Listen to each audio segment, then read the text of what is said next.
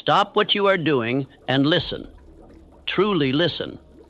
For if you miss what I am about to reveal, you may walk through the remainder of your life as a beggar when you were born to command.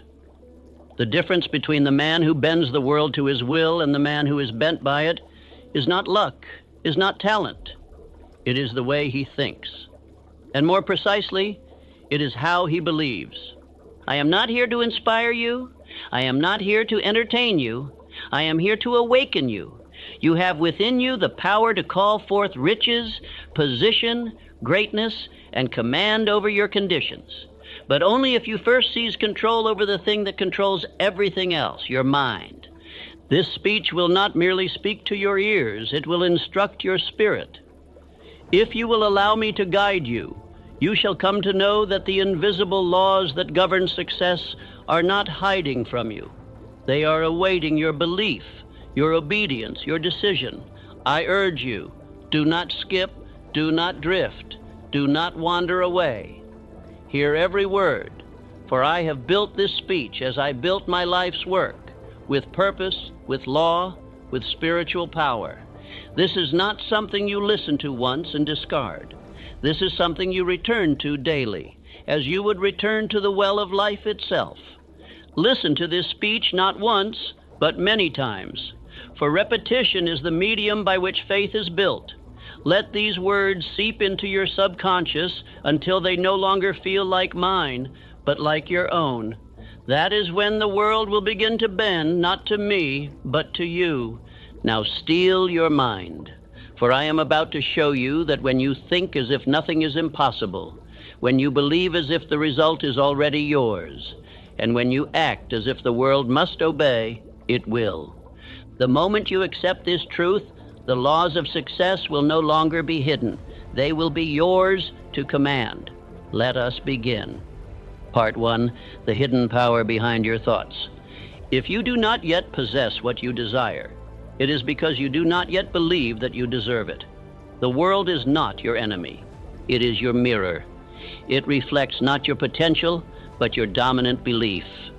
If you carry in your mind doubt, hesitation, or fear, the world will return to you conditions shaped by those very states of mind. But if you fill your mind with belief, decision, and purpose, then you will command the world to obey.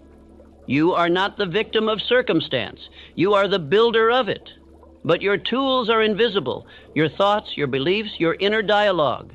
A man becomes what he believes, for belief is thought fused with emotion and decision. Dominating thoughts, once mixed with feeling and repeated with conviction, descend into the subconscious mind, and from there they are transformed into reality. That is not philosophy, that is law. There is no magic in this. There is no mystery. The great secret of all successful men is that they chose their thoughts with intention. They backed them with faith, and they held to them with persistence. They did not leave belief to chance. They made belief a discipline. When I tell you that the world bends to the man who acts as if nothing is impossible, I do not mean fantasy. I mean accurate thinking applied to definite purpose through the law of belief. You may work 12 hours a day. You may toil and struggle and sacrifice. But if your thoughts are vague, if your belief is weak, then your results will betray you. For the subconscious does not respond to effort. It responds to conviction. It responds to what you believe is already yours. That is why belief, when backed by definiteness, is more powerful than work alone. Work without belief is wasted energy. Belief without action is mere daydream, but belief fused with decision is power. There is a vast difference between a man who wishes and a man who believes. The one hopes vaguely, the other knows with certainty. The one waits for permission, the other acts without it. The one looks to the world for proof before he commits. The other commits and makes the world yield proof. The world does not reward the man who waits. It rewards the man who declares. Wishing is weakness, but belief supported by decision is irresistible force. And so I give you this truth. I am the master of my belief. What I believe with emotion and act upon with decision becomes real. Say it aloud, not once, but every morning, every night, until your mind no longer questions, until your speech and your posture and your action all declare it without hesitation. Speak it until the doubt is gone. Speak it until you become what you speak. The tongue is the steering wheel of the subconscious, and belief is the engine. If you hesitate, the world hesitates. If you believe, it obeys. That is the strange and perfect symmetry of life. You do not need to chase success. You need only to chase certainty. When your inner belief becomes definite, your outer world becomes obedient. Men do not win by chance. They win by internal cause. And that cause is always, without exception, a belief they refuse to question. You must now dismantle the resistance within you. Every excuse, every hesitation, every fear that says it may not work for me is a lie you accepted from the world. You were not born with that doubt. It was given to you by voices who gave up on their own power. Now is the hour to reject it. Tear it from your mind as you would tear weeds from your garden. Replace every mental hesitation with this phrase: "It is mine because I have decided." Some will tell you that acting as if is self-deception. They are mistaken. To act as if nothing is impossible is not fantasy. It is spiritual law. The Creator did not give you imagination so you could pretend. He gave you imagination so you could preview the future before it arrives. And belief makes the future arrive. Act as if the wealth is yours, and it will begin to assemble itself. Act as if the position is yours, and your mind will gather the means to achieve it. There is a spiritual principle at work here, one not taught in schools or whispered in the corridors of average thinking. It is this: what you consistently believe and act upon with feeling and definiteness must externalize in the world of form. The world does not resist your belief. It responds to it. It molds itself to your inner commands. You are not waiting for conditions to change. Conditions are waiting for you to believe. And so I say again with solemn intensity, if you change your mind and act as if it were already so, life has no choice but to conform. The laws of success are not delayed by your environment, your education, or your upbringing. They are delayed only by your indecision. If you wish to see change, you must first become it. Speak differently. Walk with conviction. Carry yourself as if you are already what you seek to become. Begin today, not tomorrow, not when you feel ready. Begin now. Write your definite chief aim, state it aloud, say it with power, read it morning and night, back it with feeling. Command your inner world, and your outer world will follow. You are not small. You are not weak. You are a master builder, and your belief is your hammer. Use it. Shape your destiny with it. Declare, "I am the man who makes the impossible submit," and act like it. Part 2, the faith that commands circumstances. Faith is not a passive thing. It is not a whisper in the dark or a timid hope. It is the mind's iron declaration that what I see within me shall become what surrounds me. Faith is power. It is fire. It is the force that drives men to move mountains, not because they have proof it can be done, but because they have decided it must be done. Faith is the spiritual substance by which every great achievement has ever been built. In Think and Grow Rich, I taught that faith is a state of mind which may be induced by autosuggestion. This is the vital key. Faith is not given to you. You manufacture it by what you speak, what you feel, and what you repeat. Faith is the master chemistry of the mind. It is the elixir that gives life to thought. Without it, your aim is lifeless. With it, your thought becomes a spiritual command. It penetrates all resistance. Let me make this plain. You do not wait for faith to appear. You do not ask the world to give you evidence before you believe. That is not faith. That is indecision masquerading as logic. You decide to believe. You speak it, act upon it, live it, and the feeling will come. And once the feeling comes, it must be held, intensified, and directed toward your definite chief aim. That is how men build empires from nothing. Consider Henry Ford, a man not trained in engineering, not certified by academia, not backed by powerful men. He conceived the idea of the V8 engine and demanded it be built.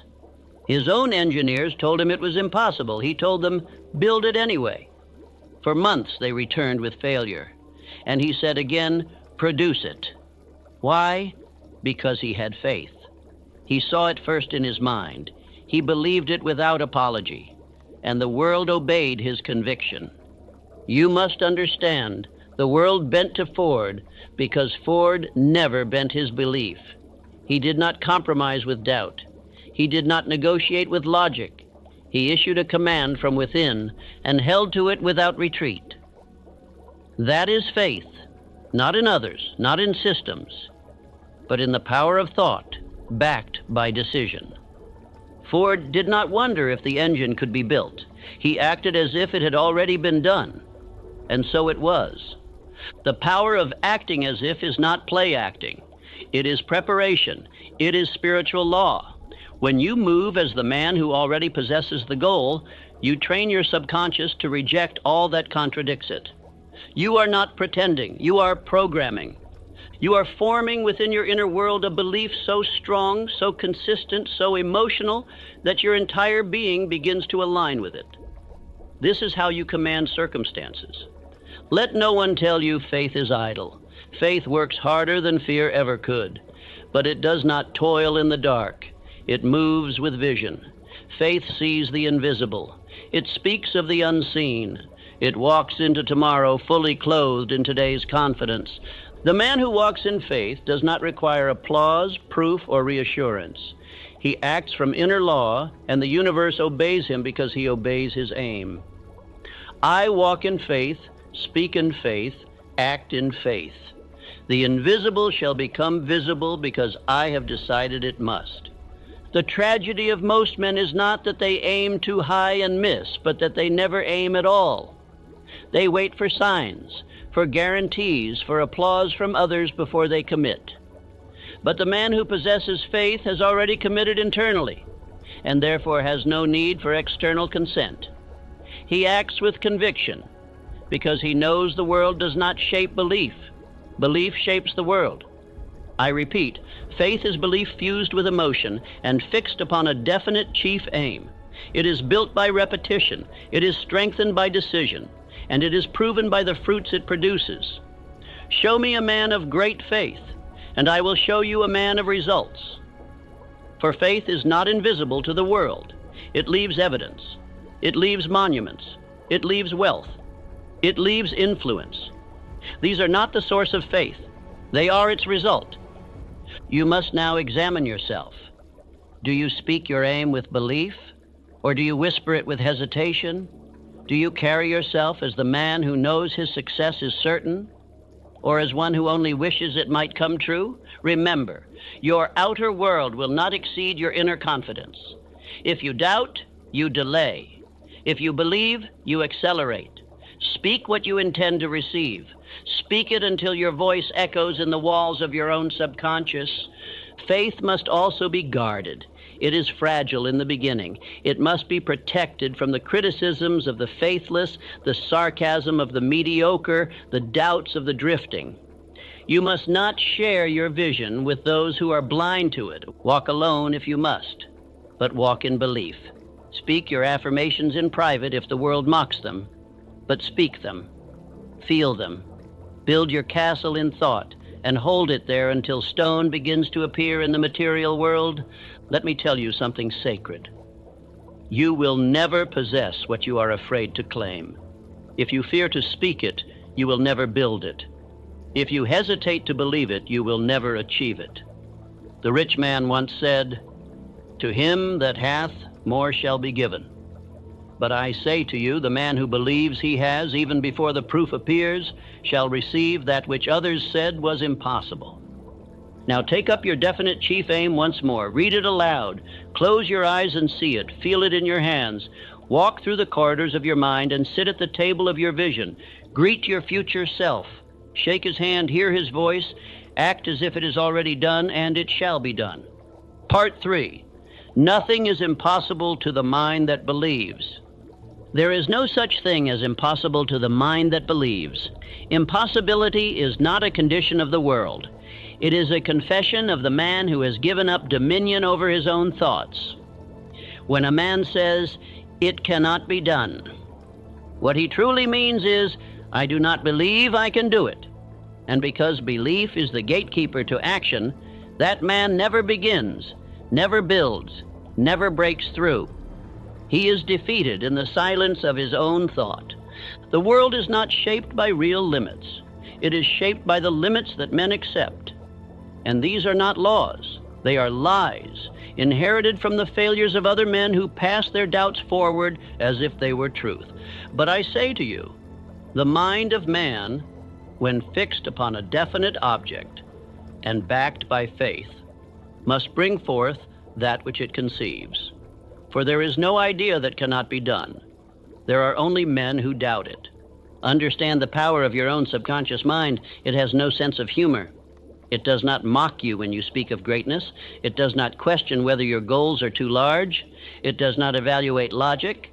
It simply accepts what you give it. If you feed it repetition, backed by emotion, it obeys.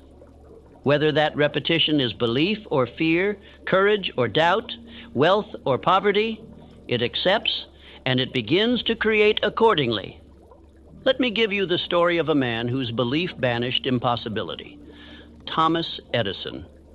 The man who lit the world did not discover the electric lamp because he was the most educated. He was not the wealthiest.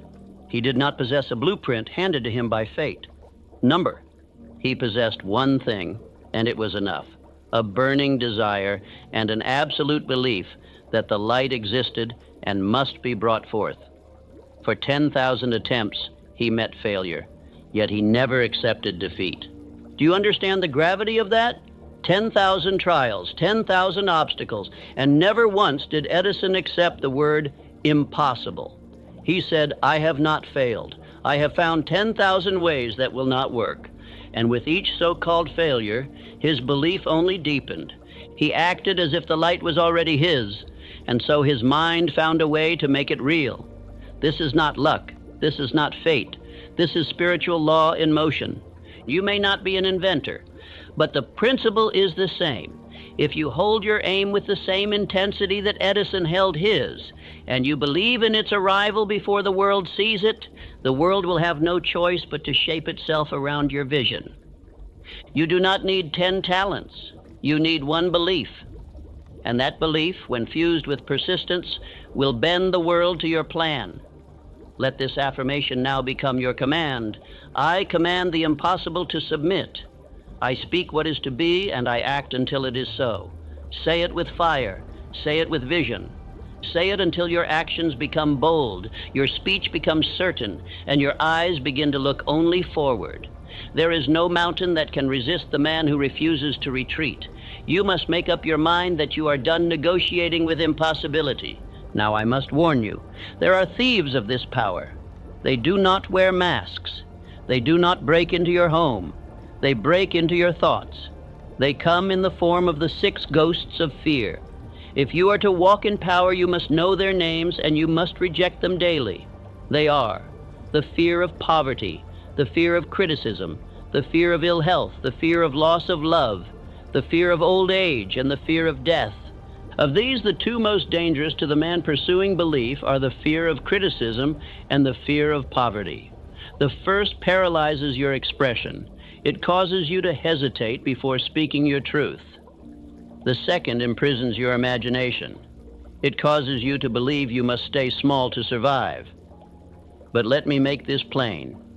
If you entertain these fears, even for a moment, you interrupt the current of faith. You cast doubt into the garden of your mind. If you wish to walk in belief, you must guard your inner world. No seed of doubt must be allowed to grow. You must watch your thoughts as a soldier watches the gate. You must speak only that which reinforces your power. For the subconscious listens. It listens always. It hears your casual words. It hears your jokes. It hears your complaints. And whatever you repeat, it accepts. So you must speak with intention. You must declare the impossible as inevitable. Do not say, I hope. Do not say, I wish. Say, I am. Say, it is done. Say, this is mine. And act in accordance. Dress as if.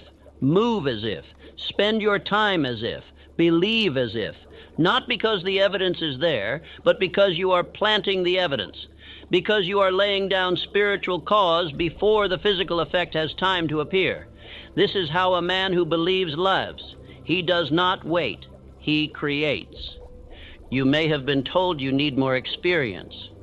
You may have been told you are too late, too early, too poor, too unqualified. But the man who believes does not consult those opinions.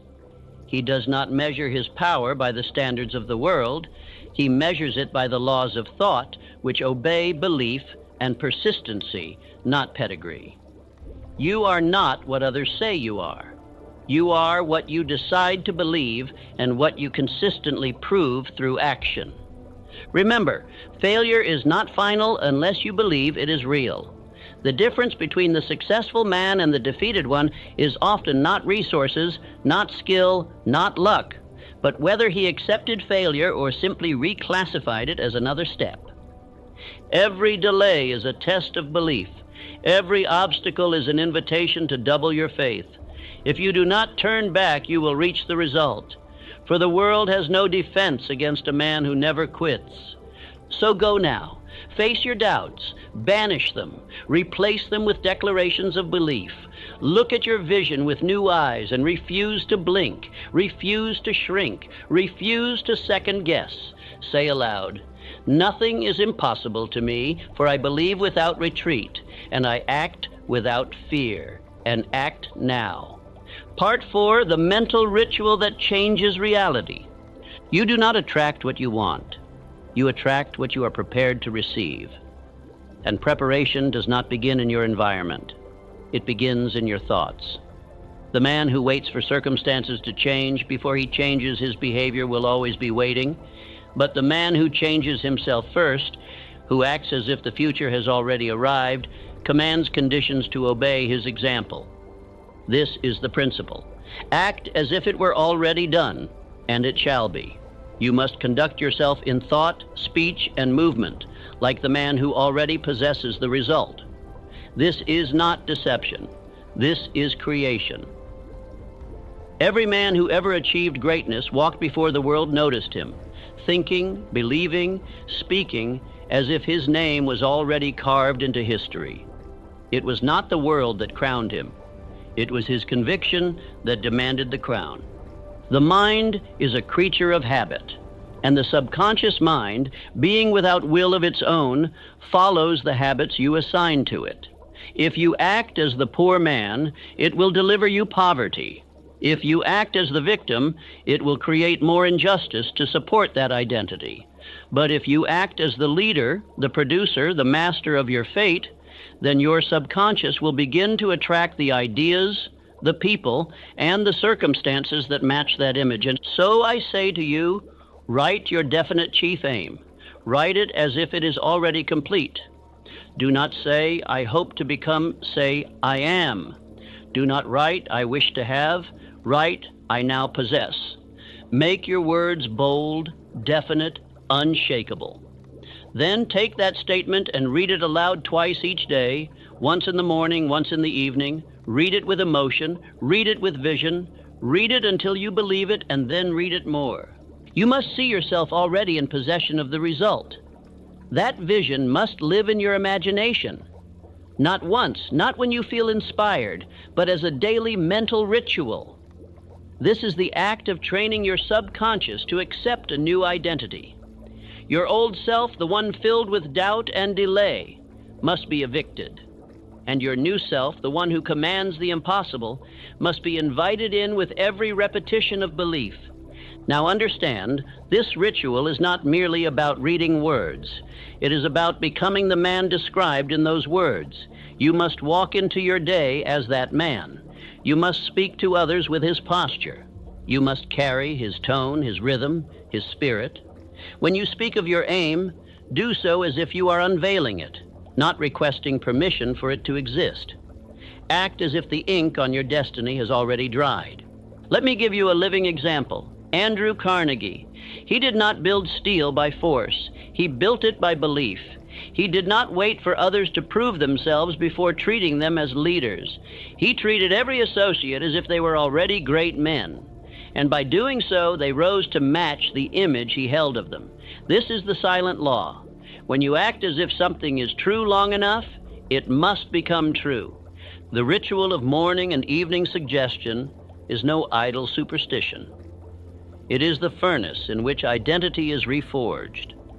If you rise each morning and immediately read your aim aloud with clarity and feeling, you set the tone for your day.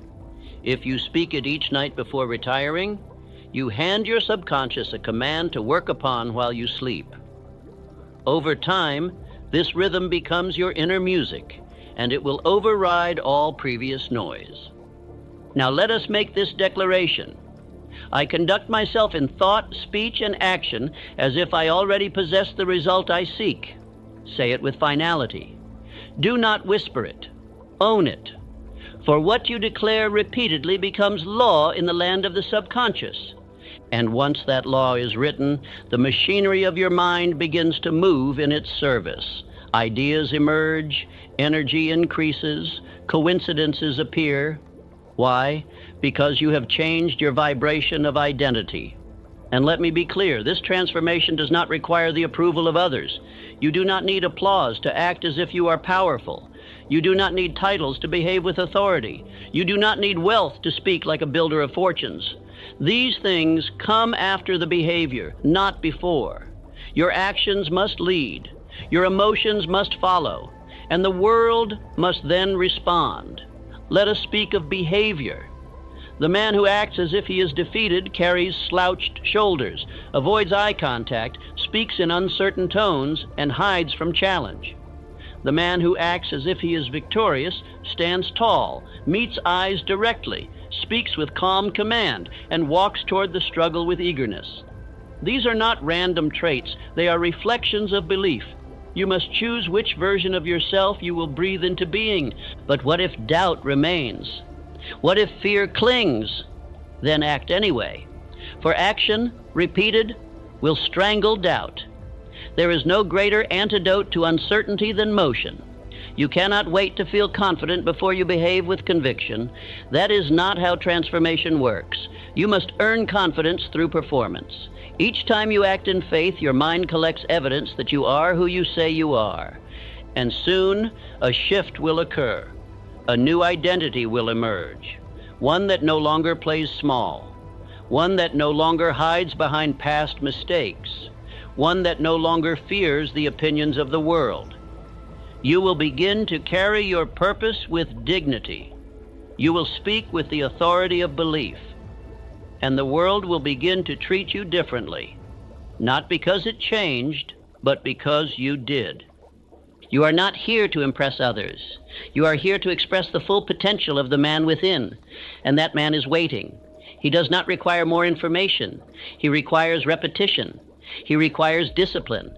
He requires a ritual of thought, of speech, of posture. And through that ritual, he will rise. Now I say again, write your aim. Speak it aloud, twice daily, with emotion, with vision, with certainty. Act as if it is already yours. Conduct yourself in the image of the man who has already received it. This is not fiction. This is the formula. Thousands have used it. You shall now be counted among them. Part 5. What the subconscious obeys. There is but one thing over which you have absolute control, and that is your own mind. This truth is the cornerstone of all achievement. You may not control others. You may not control the tides of the economy or the decisions of men, but you control your thoughts, and by mastering that internal dominion, you come to influence all that is external. All else in your life will follow the pattern of your belief. Your subconscious mind is the silent builder of your circumstances. It is the unseen hand shaping your conditions. But it is not creative on its own. It must be directed. It does not originate thought, it receives it. It does not distinguish between truth and falsehood, wealth or poverty, victory or defeat.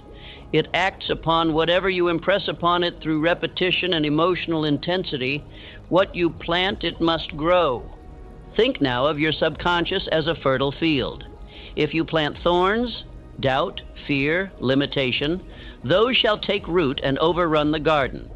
But if you plant strength, purpose, belief, and clarity, and water them daily with conviction, then abundance shall rise. The field does not argue. It does not discriminate. It obeys.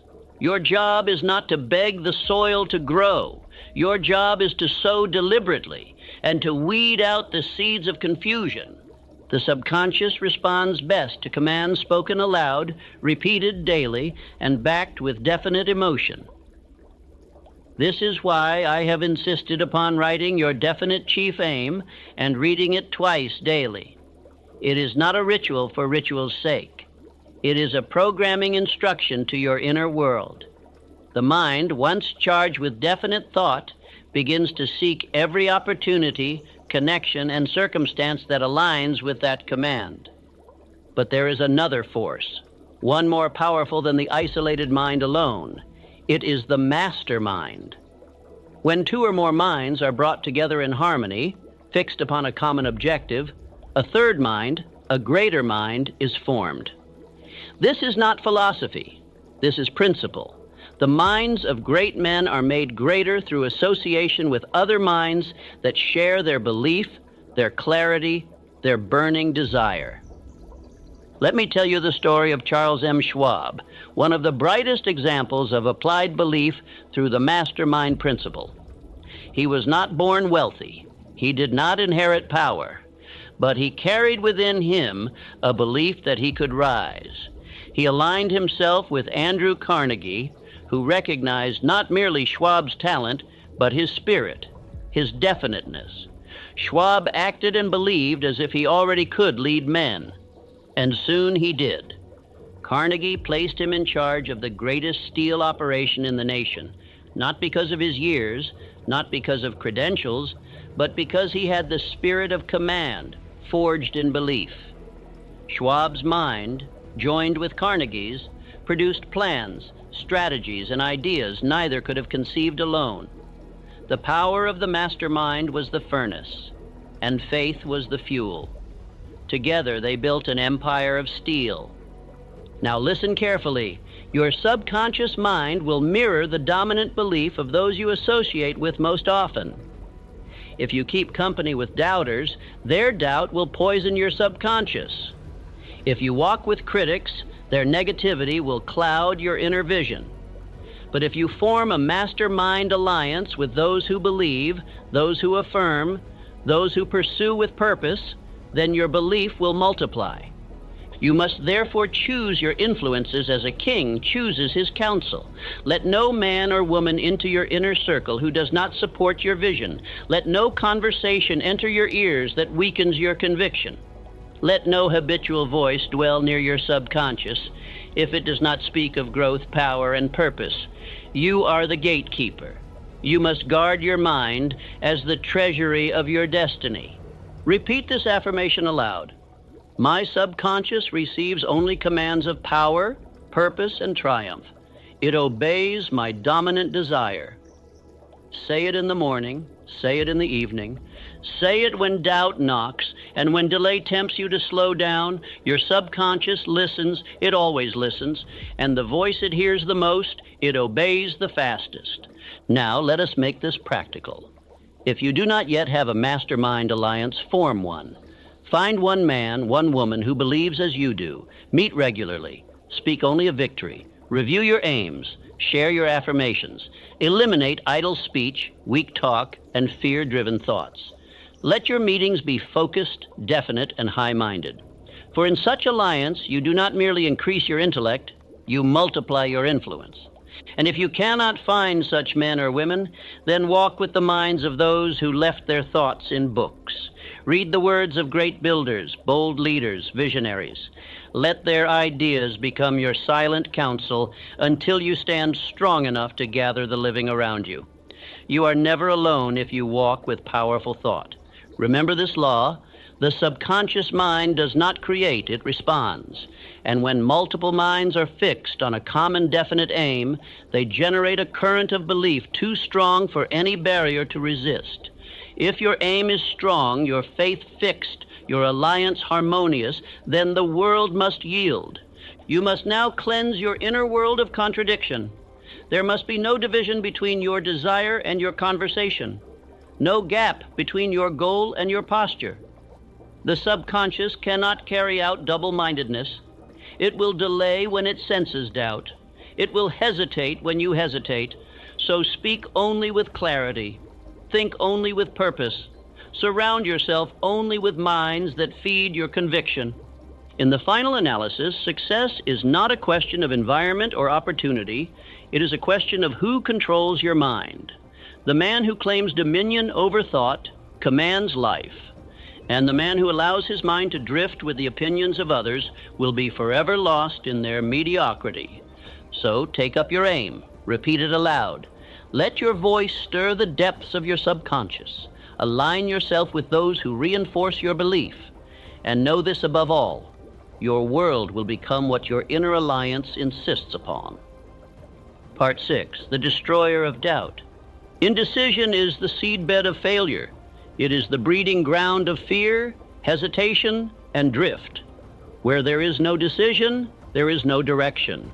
And where there is no direction, there can be no victory. A man who cannot decide will forever bow to the man who can. For life favors the bold, not the reckless, but the definite. And decision is the first act of the definite man. Doubt has no power until you feed it, and the food it thrives upon is indecision. The moment you delay, you have already begun to retreat. You may dress your delay in careful language, call it prudence, wisdom, caution, but the subconscious knows. It feels your hesitation and mirrors it. The longer you stall, the deeper the roots of fear grow. The world waits for no man. It responds to decision and recoils from confusion. Faith cannot operate in a house divided. You cannot claim to believe in your purpose while postponing your commitment to it. The man who says, "I am waiting for a sign," will never act. The man who says, "I must think about it," is already being ruled by fear. Decision is not born of perfect clarity. It is born of inner authority. You must say, "This is my path," and walk it, even while the road ahead is not yet visible. Now let us examine the cost of indecision. Every time you hesitate, you train your mind to distrust itself. The subconscious, being always obedient, watches your delay and begins to believe you are not serious. It withdraws its energy. It ceases to build. The ideas stop flowing. The will begins to weaken. And soon the window of opportunity that once stood open has closed. Not by fate, but by your own indecision. Contrast this with the power of decision. When you decide, your energy returns. Your mind sharpens. The world shifts. You begin to notice the tools, the allies, the chances you missed while doubting. Life rewards the man who has made up his mind. For nature herself does not permit waste, and no greater waste exists than a mind divided against itself. Let us look to the example of Abraham Lincoln, a man of deep inner struggle, uncertainty, and criticism. In his youth, he knew the pain of ridicule, the sting of failure, the burden of loneliness. But amidst all this, he made a quiet decision. He would leave a mark upon the world. That decision, once made, governed his every step. He was not perfect. He did not always see the way clearly, but he had decided, and that decision gave birth to one of the greatest destinies in history. It was not Lincoln's eloquence alone that gave him power. It was his moral conviction, his inner decision that right must be done, and that he would bear the weight of doing it. When others doubted, he remained fixed. When the Union trembled, he stood steady. Decision makes a man immovable, not because the winds do not blow, but because he is rooted in belief. This is your call now. You must cease wandering between possibilities. Choose your aim. Fix it. Commit. You do not need perfect plans before you begin. You need only the will to begin.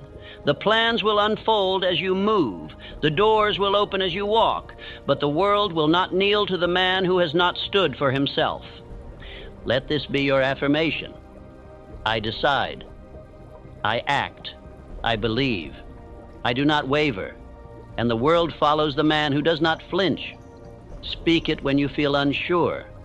Speak it when fear whispers.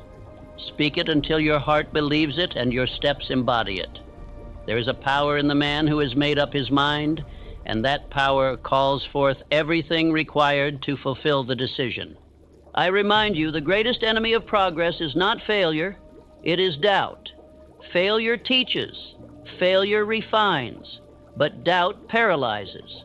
It leaves you cold and motionless, staring at the door, but never turning the handle.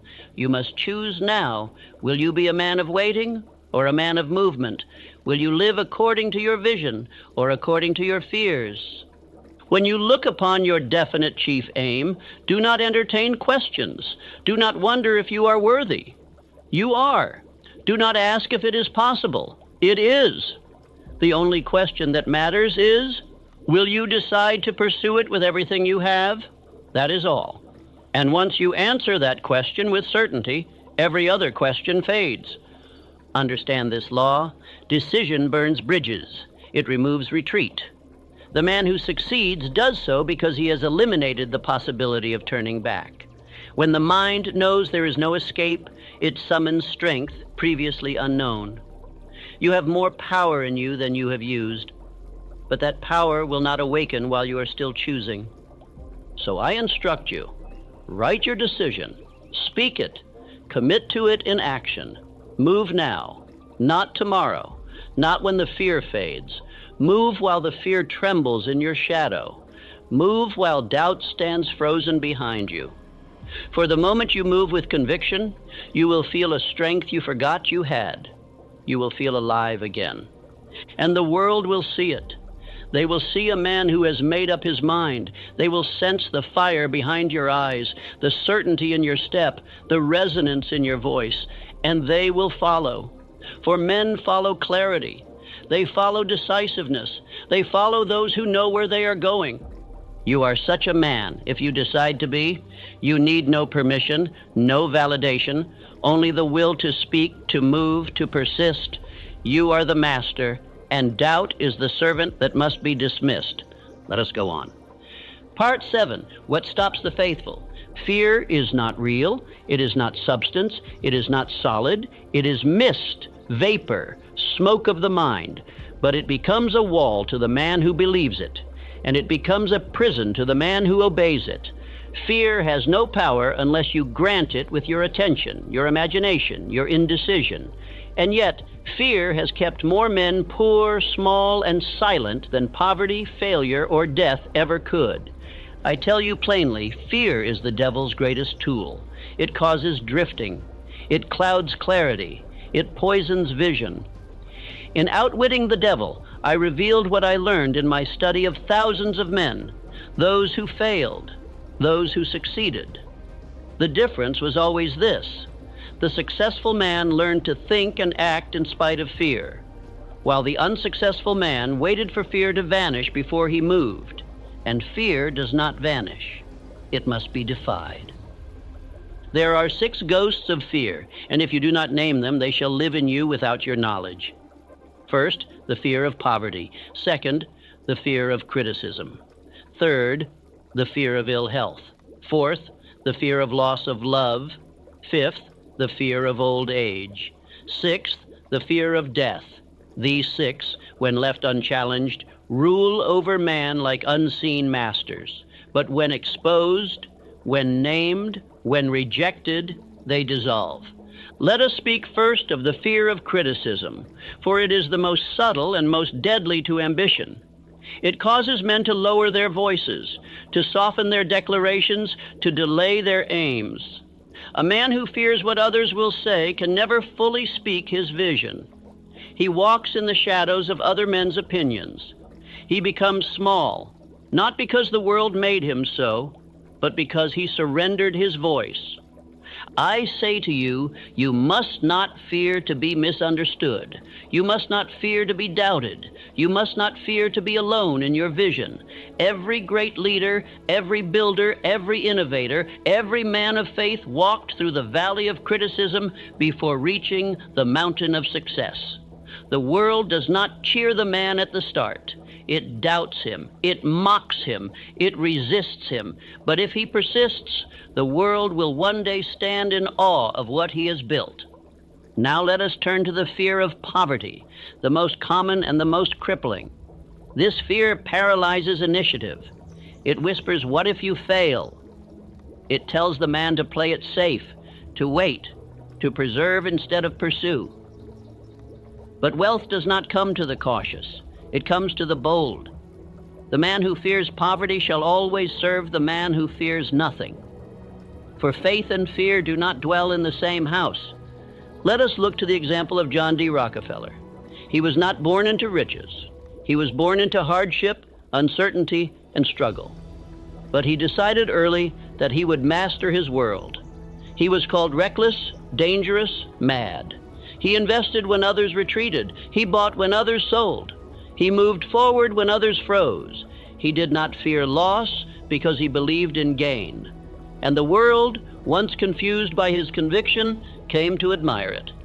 You must train yourself to move in the face of fear. You must feel it rise and act anyway. You must hear its voice and speak louder.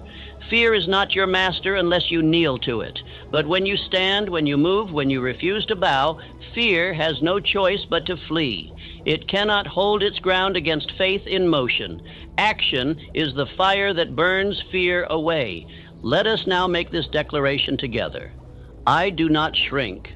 I do not stall. I am immune to fear, for I am acting under a definite chief aim. Say it with your chest lifted. Say it while your hands tremble. Say it until they no longer do. Courage is not the absence of fear. It is the decision to advance while afraid. And each time you do, you become more powerful than you were the day before. You must also be ruthless with the voices you permit into your life. Fear is contagious. It spreads from man to man like disease. If you walk with cowards, you will begin to speak their language. If you confide in doubters, you will begin to hear their warnings in your own mind. But if you surround yourself with the brave, with the builders, with those who believe, then fear will have no air in which to breathe. There will come moments, nights, mornings, long hours, when fear will attempt to return. It will whisper of failure, shame, or rejection. In those moments, you must respond not with silence, but with affirmation. Speak aloud your aim. Recall your victories. Act with small steps if you must, but act. Do not sit still, for fear thrives in stillness, but it flees from motion. You must now decide who rules your house, the voice of fear or the voice of faith. You cannot serve both. One must be exiled. One must be dethroned. And this is done not once, but daily. Every day is a battlefield, every thought a weapon. And if you do not command your mind, something else will. Do not let fear rob you of your inheritance. You were born with the power to believe. You were born with the ability to decide. You were born with the right to act. These are divine gifts. Use them. And when fear returns, remind it. I have chosen to walk in faith. I have chosen to move forward. I have chosen to live by purpose, not by panic. You are not alone in this. Every man who ever triumphed stood in your place. They all felt the cold breath of fear, but they walked anyway. They believed anyway. And by doing so, they became the giants of their time. You are not different. You are not smaller. You are simply waiting for your own command. Give it now. Declare, I walk in power. I walk in clarity. I walk through fear and leave it behind me. And begin again. Begin strong. Begin without apology. Begin with decision. Let us proceed. Part 8. Speak and walk as the person you demand to become. Your thoughts are commands. Your words are blueprints. Your movements are decrees. Every act of speech, posture, and action sends a signal, not only to the world, but to your own subconscious, affirming who you are becoming. And that identity, once planted, must bear fruit. The world does not respond to what you want. It responds to who you are being. So I ask you now, who are you commanding yourself to become? If you still speak as the man who doubts, the man who delays, the man who waits for permission, then no matter what goals you write, your life will mirror that identity. But if you now speak with certainty, walk with authority, and carry the bearing of one who already possesses the outcome, then life begins to conform to the shape of your belief.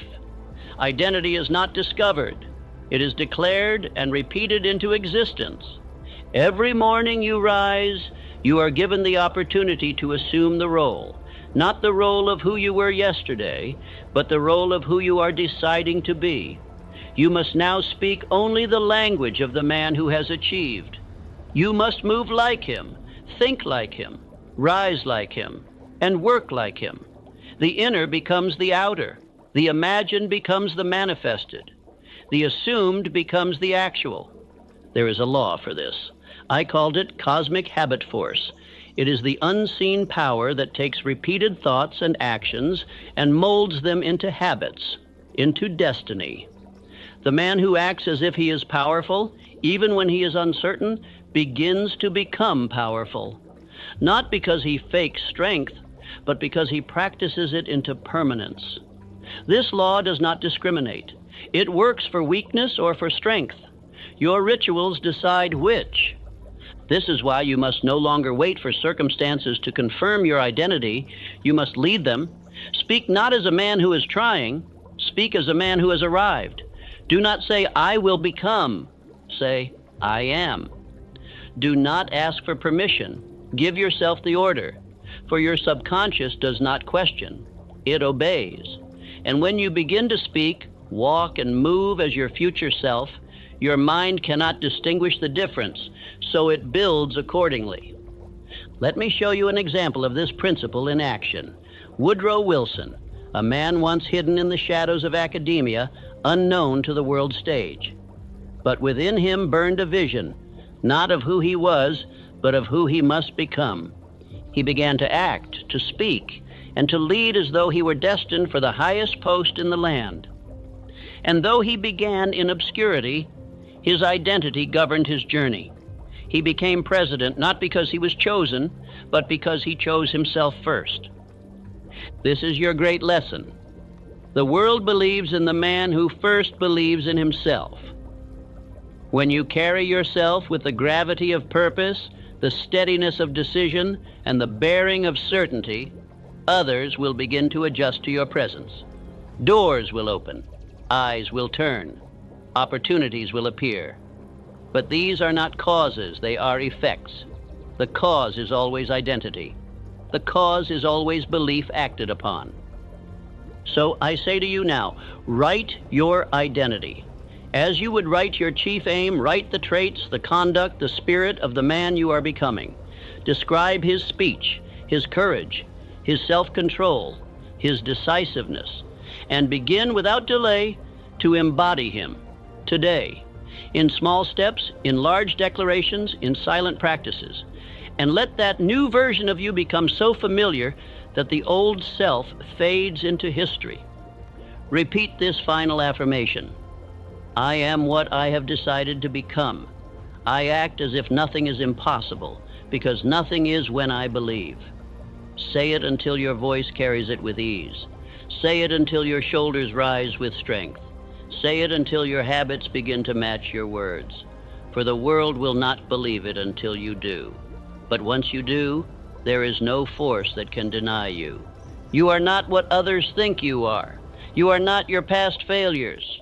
You are not your doubts. You are not your setbacks. You are a being of thought, faith, and will. You are capable of transforming your world by transforming your identity. And you do so not by waiting, but by deciding, by repeating, by acting every hour, every day. The voice you now use must be firm. The steps you now take must be certain. The choices you now make must be final. For the law does not respond to wishful men. It responds to those who walk in belief. If you would be followed, lead. If you would receive, give. If you would become, declare it, and move. There is no future reward without present identity. There is no crown without bearing the weight first in silence. But once you do, the shift begins. You will speak, and others will listen. You will act, and results will follow. You will command, and life will respond. Not because it is owed to you, but because you earned it in thought, word, and action. And so we close with power. Begin this very day. Assume the identity. Read your aim. Speak your affirmations. Act without doubt. Reject fear. Step into the role, and never again remove the crown from your head. This world will bend, not to the loudest, not to the richest, not to the fastest, but to the most believing. Let that be you. Let that be the man you are, now and forever.